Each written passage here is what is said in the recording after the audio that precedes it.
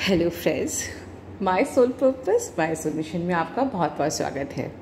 दोस्तों, आज सवेरे हम अपने पर्सन से डिस्कस कर रहे थे कि मैं ऐसा क्या आप लोगों को बताऊं कि आप लोगों के लिए रीयूनियन होना बहुत इजी हो जाए। हम कुछ चर्चा कर रहे थे, तभी हमारी बेटी जी जो भी आपको सुनाई बताई बोली, and I was very shocked. Oh God.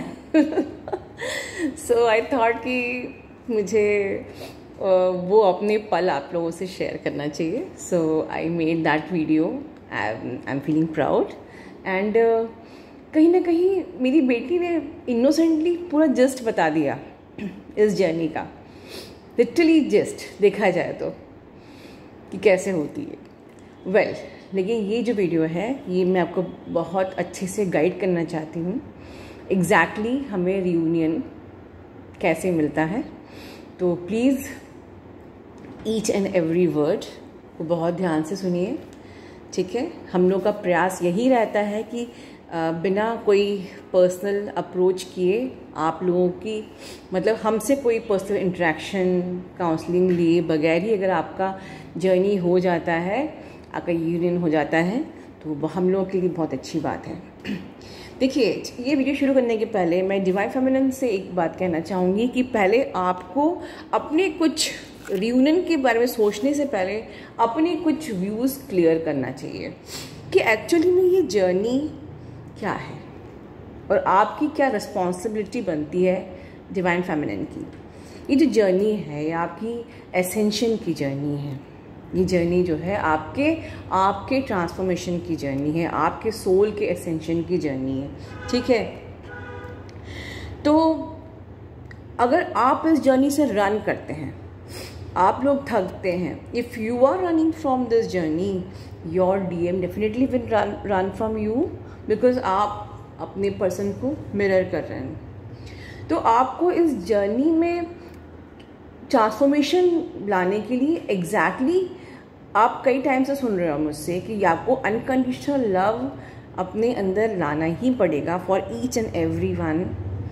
आपको अपने अंदर ऑथेंटिसिटी लानी ही पड़ेगी, ठीक है।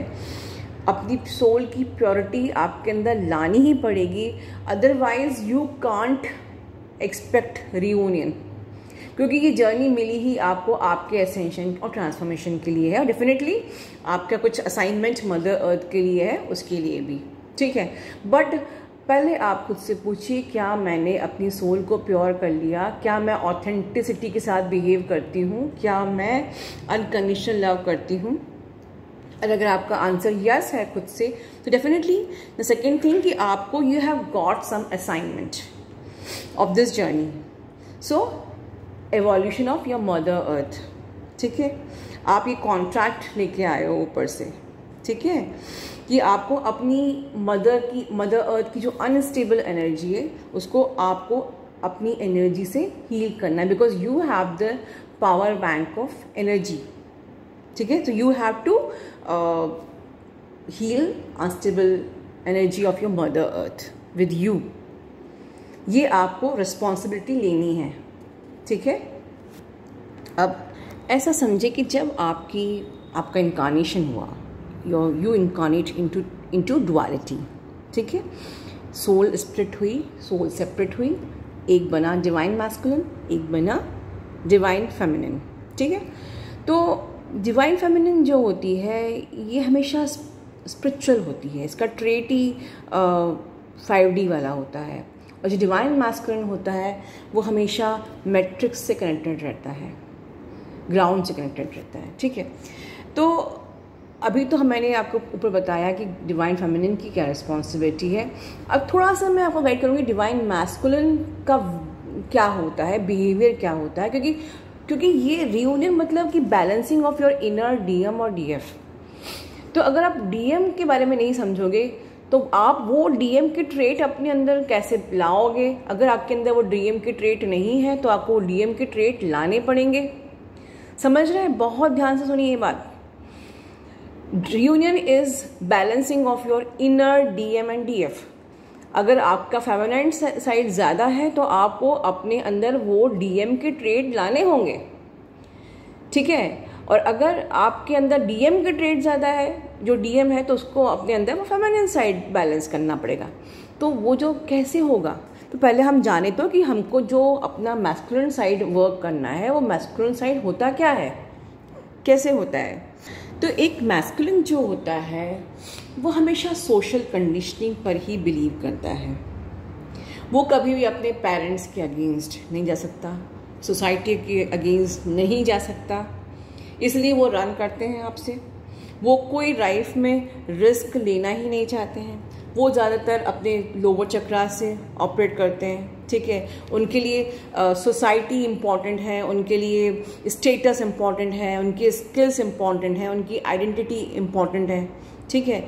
तो उनका जो थॉट प्रोसेस ही ऐसा होता है, वो अनइंटेंशनली वो ऐसे ही होते हैं। वो मटेरियल थिंग्स को इम्पोर्टेंस देते हैं, वो मटेरियल थिंग्स को प्रायोरिटी देते हैं, ठीक है। और इसीलिए वो अपनी मतलब बीइंग वो आपके वो एक ट्विन फ्लेम है, वो एक आपकी काउंटर पार्ट है। ये सब उनके में और ऑटोमेटिकली ये फीड उनका इनकारनेशन ऐसे ही हुआ है, मैट्रिक्स ट्विन फ्लेम के रूप में ही हुआ है। तो ऑटोमेटिकली वो सोसाइटी को ही प्रायोरिटी देंगे, वो ऑटोमेटिकली अपनी फैमिली के अगेंस्ट नहीं जाएंगे, वो फियर से ऑपरेट करेंगे, वो इस कनेक्शन को डिनाई करेंगे, वो अपनी फीलिंग्स को डिनाई करेंगे, वो अपने इमोशंस को डिनाई करेंगे। उनको जो प्लेजर है, जो प्लेजर मिलता है उससे वो डिनाई करेंगे, ठीक है। And they will focus on other material things. उनको गॉड ने, यूनिवर्स ने उनको ऐसा ही बनाया है, उनकी मैट्रिक्स ऐसी ही बनाई है, ठीक है। तो we should not curse them, हम उनको कर्स नहीं कर सकते, उनकी मैट्रिक्स ऐसी ही है। आपको स्पिरिचुअल बनाया है, आपको 5D से कनेक्टेड बनाया है, ठीक है। तो आपको पहले समझना है, इंस्टेड ऑफ क्या आप उनको कर्स करो और उनसे हर्ट हो। हमको हर्ट भी नहीं होना है, हमको कर्ज भी नहीं करना है, हमको ये अंडरस्टैंड करना है कि उसको यूनिवर्स ने वैसे ही बनाया है, ठीक है। आपको स्पिरिचुअल बनाया है, ठीक है। आपको 5D में एक्चुअली आपको बनाया है ऐसा है कि you are more of connected to 5D, ठीक है। DF की फ्रिक्वेंसी कैसी होती, they are tune to higher dimensions, ठीक है। उनकी ग्राउंडिंग वाली एनर्जी होती ही नहीं है। सो आप बैलेंस नहीं होते हो, ठीक है। आप हाई डायमेंशन में ही रहते हो, आपकी energy flows in, your energy flows in high dimension, ठीक है। सो आपके अपोजिट आपका पर्सन, वो ही is on to sexual pleasures, society, उनकी टेंडेंसी होती है अपनी इमोशंस को सप्रेस करने की, अपनी स्पिरिचुअलिटी को भी सप्रेस करने की टेंडेंसी होती है। वो चेंजेस से घबराते हैं, वो सोसाइटी के वो कल्चर पे बिलीव करते हैं, सोसाइटी के स्ट्रक्चर पे बिलीव करते हैं, बट वो स्पिरिचुअल होके भी अपनी स्पिरिचुअलिटी को भी सप्रेस करते हैं। सो अगर वो आपसे भाग रहे हैं, वो आपको हर्ट कर रहे हैं, तो आपको हर्ट नहीं होना है। आपको ये अंडरस्टैंडिंग रखना है कि उनका जो मैट्रिक्स अलग है, आपका अलग है, ठीक है। तो अब क्वेश्चन ये उठता है कि चलिए ठीक है, मान लिया DM ऐसे होते हैं, DF ऐसे होते हैं, तो अब रियूनियन कैसे हुए। रियूनियन आपके एनर्जी बैलेंस से होगा। क्या होता है गेम ऑफ एनर्जी, मैंने कई वीडियोस में बताया हुआ है पहले भी, फिर मैं बता रही हूँ, how to balance the energy. See क्या होता है, सबसे best way of balance of energy, जिसे मैं हमेशा बोलती आ रही हूँ, मेडिटेशन। जब आप मेडिटेशन में अपने पर्सन से हायर सेल्फ में मिलते हो, 5D में मिलते हो, भले ही आपको ब्लॉक करके बैठा हुआ है, आपसे बात नहीं हो रही, बट आप मेडिटेशन में अपने पर्सन से कनेक्ट होते हो 5D पे, तो जो आपकी एनर्जी शिफ्ट होती है, जो आपको उनसे एनर्जी मिलती है, आपके अंदर डिवाइन मैस्कुलिन एनर्जी बैलेंस होती है, ठीक है। तब जब वो आप क्यों कहते हैं कि आप पहले इतने फ्रस्ट्रेटेड थे, now you are balance, so you are balancing your inner masculine energy this way, ठीक है। और जैसे जैसे आप मेडिटेशन करते हैं, आपका जो एनर्जी शिफ्ट आपके मैस्कुलिन का आपके अंदर होता है, बैलेंस होता है, आपके थॉट प्रोसेस चेंज होते हैं, आपके अंदर इनर बैलेंस आता है, पीस आता है, ठीक है, आपके थॉट पैटर्न चेंज होते हैं। मतलब एक प्रकार से कि अगर फेमिनिटी आपके में ज़्यादा है तो आपके अंदर जो मैस्कुलिन एनर्जी होनी चाहिए वो आपको थ्रू मेडिटेशन आपके पर्सन से आपको मिल सकती है। यही तरीका होता है एनर्जी बैलेंस करने का। अब दूसरी चीज़, बहुत ही इम्पॉर्टेंट चीज़ कि और क्या इम्पॉर्टेंट है रियूनियन के लिए, सबसे पहला पॉइंट बताया हमने, बैलेंसिंग ऑफ एनर्जी, मतलब इनर डीएम डीएफ बराबर होना। एनर्जी का बैलेंस कैसे होगा मैंने बताया, मेडिटेशन से। Then you have to focus on your self. आपको बिल्कुल इस वक्त अपने जो आप पेन की एनर्जी से जा रहे हो, नीडीनेस की एनर्जी से जा रहे हो, अपनी इमोशन पर फोकस होना ही नहीं है। आपको डीएम पे फोकस होना ही नहीं है। You have to focus. मैं नंबर 2 पॉइंट बोल रही हूँ। First, meditation. रियूनियन कैसे होता है? मेडिटेशन में आप अपने एनर्जी शिफ्ट से अपने मैस्कुलिन एनर्जी को अपने अंदर बैलेंस कर सकते हैं। नंबर 2, आपको खुद में फोकस होना है, अपने स्पिरिचुअलिटी पे फोकस होना है। कहाँ नहीं होना है? आपको इमोशंस पे, अपने डिवाइन मैस्कुलिन पे, अपनी नीडीनेस पे, अपने ऑब्सेशन पे फोकस नहीं होना है, ठीक है। तो पॉइंट नंबर 3, मैं इसको पॉइंट नंबर 3 बोलूँ या मैं ये कहूँ कि आपका डीएम अवेकन कैसे होता है, इसके मैं आपको पॉइंट्स देती हूँ। तो is equal to your point number 3। आपका डीएम तब अवेकन होगा जब आप सेल्फ लव की प्रैक्टिस करेंगे। सेल्फ लव कहने से सेल्फ लव नहीं होता है, सेल्फ लव की आपको प्रैक्टिस करनी पड़ती है। आपको ऑथेंटिसिटी की प्रैक्टिस करनी पड़ती है। हम लोग कितना भी बोले हमें जज नहीं करना है, हम जज करते हैं। हम कितना भी चाहें लाइफ में हमें ऑथेंटिक होना है, बट हम होते नहीं हैं। तो you have to practice authenticity, ठीक है। और you have to work on chakras, because जब आपकी थर्ड आई पर ही माना जाता है आपका इनर डीएम एंड डीएफ, ठीक है, बैलेंस होते हैं। तो मतलब थर्ड आई आपको अपनी एक्टिवेट करनी है। अब थर्ड आई एक्टिवेट करनी है तो हम एक चक्रा से कर सकते हैं, और दूसरा हम अपने जैसे मैं कहती हूँ कि सिर्फ मेडिटेशन और स्पिरिचुअलिटी नहीं, आपको जैसे कल की वीडियो में कहा था कि आपको अपने दूसरे फ्रंट में भी एक्टिव होना पड़ेगा। दूसरा फ्रंट किसका होता है? सोसाइटी फ्रंट किसका होता है? डीएम का होता है। तो आपको अपने सारे तरह स्फीयर के कमिटमेंट्स को पूरा करना पड़ेगा। ये नहीं कि हम लोग अब सुबह शाम सिर्फ हमको स्पिरिचुअलिटी करनी है। जो मैंने अपना माई 11 इनर वर्क बताया है कि प्राणायाम, चक्रास, ओम चैंटिंग, मेडिटेशन ये करना है 1 घंटे का हमारा जो है, प्लस जपा जप करना है, प्लस हमको साथ में ये हमने जो ये पार्ट किया है ये डिवाइन फेमिनिन का पार्ट है। हमारा सेकंड पार्ट है सोसाइटी फ्रंट, जहाँ पर हमको 5D में कि मैं प्रैक्टिस करते हो, मतलब 5D की तरह ऑथेंटिक रहते हुए हमको 3D में रहना है। जो मैंने कल की वीडियो में भी कहा था कि 5D में रहते हुए भी 3D में रहना है।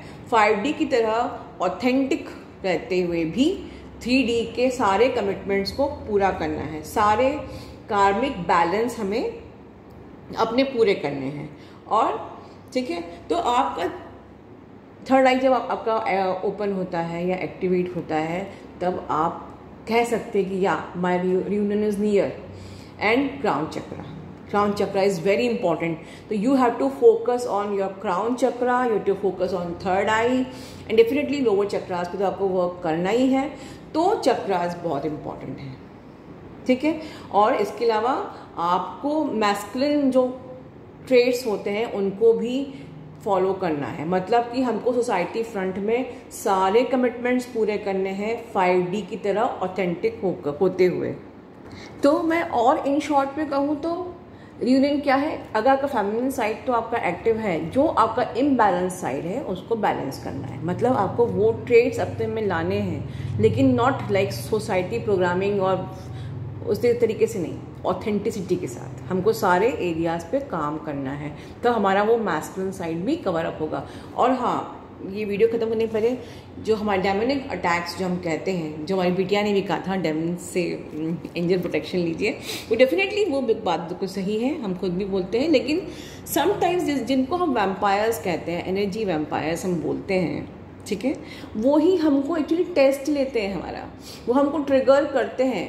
तो ये जो हमारे फैमिली के लोग, आप लोग कहते हैं मैम फैमिली से कैसे झेलें, फैमिली में कैसे रहें, वो बहुत एनर्जी सक करते रहते हैं। एक्चुअली रियूनियन के पहले आप लोगों का टेस्ट होता है कि आपने अपने इशू हील किए कि नहीं, राइट। तो ये जो एनर्जी वैम्पायर्स हैं ना, यही आपका टेस्ट लेते हैं, यही देखते हैं कि आपने अभी अपना इशू हील किया कि नहीं। अगर आप ट्रिगर हो गए तो अभी आपको और मेहनत करनी है, अभी आपको और ऑथेंटिक होना है, अभी आपको और सेल्फ लव करना है, अभी आपको और इशू हील करने हैं, अभी आपको और अपने सारे चक्रास पे वर्क करना है, अभी आपको और अपने मैस्कुलिन साइड पे वर्क करना है। Being in 5D 3D reality पे अपने आपको वो करना है, ठीक है।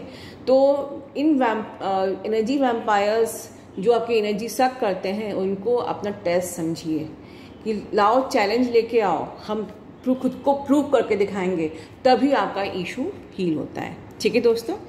तो मैं अपना वीडियो यही समाप्त करती हूँ। अपना ध्यान रखिए, खुश रहिए, and please like share subscribe my channel and press the bell icon for my every next updates.